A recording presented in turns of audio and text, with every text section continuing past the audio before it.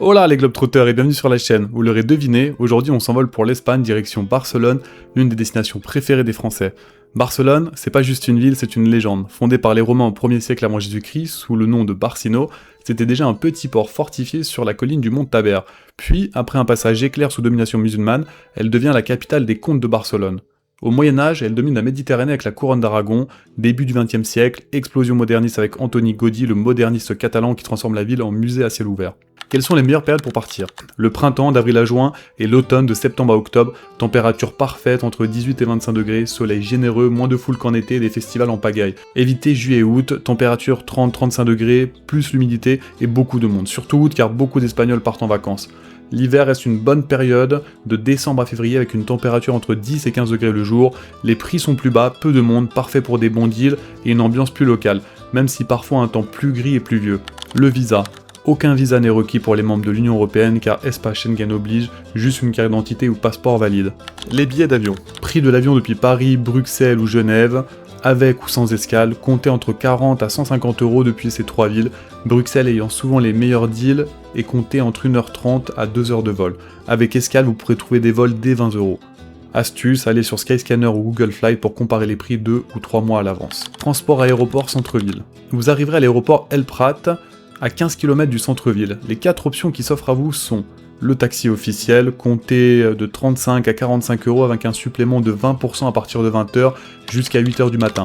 Temps estimé 20 à 35 minutes pour le centre-ville.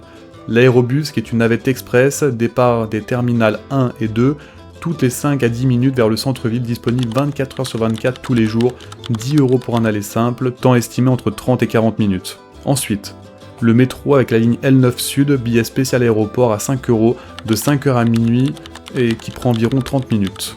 Et pour finir, le moins cher, le bus public, ligne 46 à 2,55 €, le billet de 5h à minuit avec environ 45 minutes de trajet.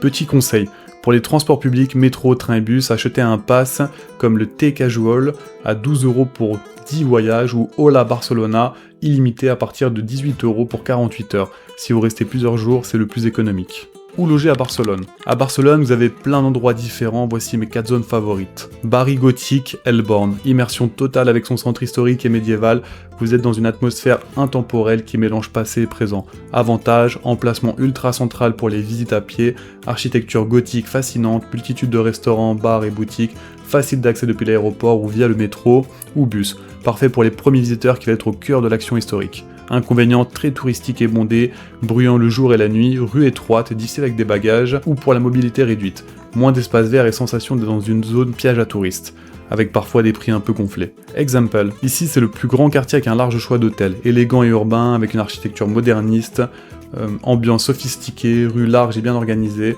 mélange résidentiel et commercial. Avantage, sûr et bien connecté via le métro, bus, shopping de luxe, restaurants variés, quartier calme pour un séjour reposant tout en étant central, idéal pour les amateurs d'architecture et ceux qui préfèrent un environnement moderne. Inconvénient, moins authentique ou charmant que les quartiers historiques de Barri gothique, plus le trafic, plus des prix plus élevés pour l'hébergement et les repas. Grazia, quartier bohème et villageois, ambiance décontractée et locale avec festival, bar alternatif, artistes et une ambiance jeune et créative. Moins touristique, plus authentique.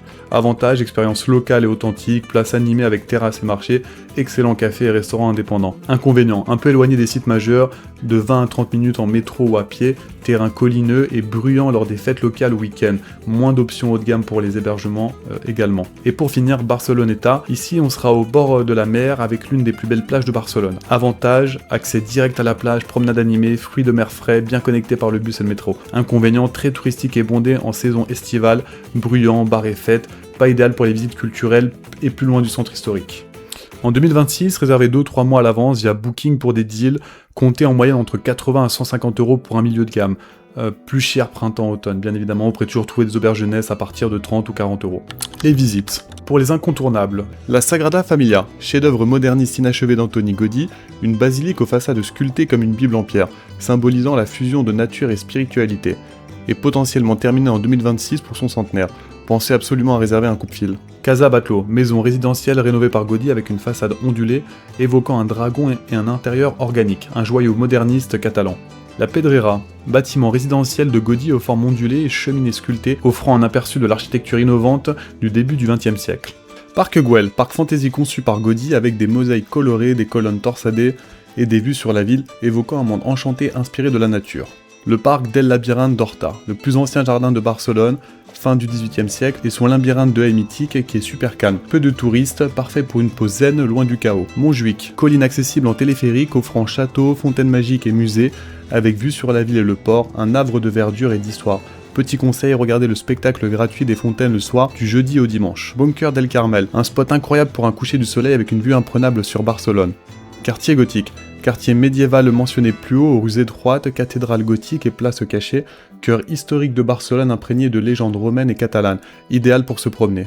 Barceloneta Beach, plage urbaine animée avec promenade, restaurant de fruits de mer et ambiance méditerranéenne, idéal pour se détendre au soleil ou se baigner l'été. Palo de la Musica Catalana, salle de concert moderniste ornée de mosaïques et vitraux, un bijou acoustique et visuel pour des spectacles musicaux, parfait pour réserver une soirée concert. Le Camp Nou, stade iconique du FC Barcelone avec musée et visite immersive du terrain, un paradis pour les fans de foot ou même aller voir un match de foot. Musée Picasso, collection d'œuvres du jeune Picasso dans des palais médiévaux, retraçant son évolution artistique à travers de plus de 4000 pièces. H. Marijuana Museum, le plus grand musée du cannabis au monde, dans un palais moderniste sublime, tout savoir sur l'histoire du chanvre. Et pour finir, le Cosmo Caixa, le musée de sciences le plus cool d'Europe avec forêt tropicale intérieure et capybara vivant qui se balade. Planétarium immersif, expo sur l'univers, superbe musée pour les curieux.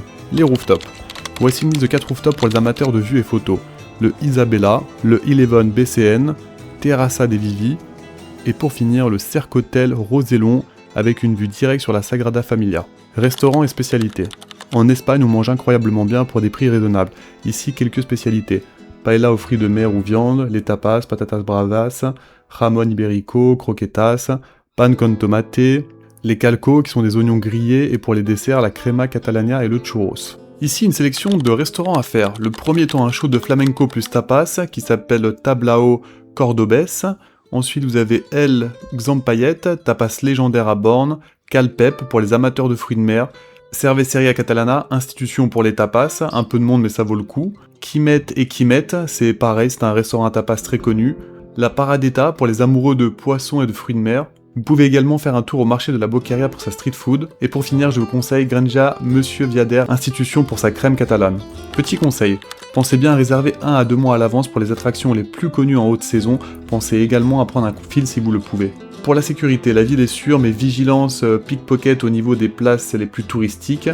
La langue officielle est le catalan-espagnol, aucun souci pour les gens qui parlent anglais. Vous pouvez boire de l'eau du robinet, il n'y aura pas de problème. La monnaie est l'euro et les prises électriques sont les mêmes que chez nous. Sur ce, les Globetrotters, je vous invite à liker, vous abonner, mettez un petit commentaire, ça m'aide énormément, et activez la cloche pour ne pas rater les prochaines aventures. Barcelone vous attend et à très bientôt.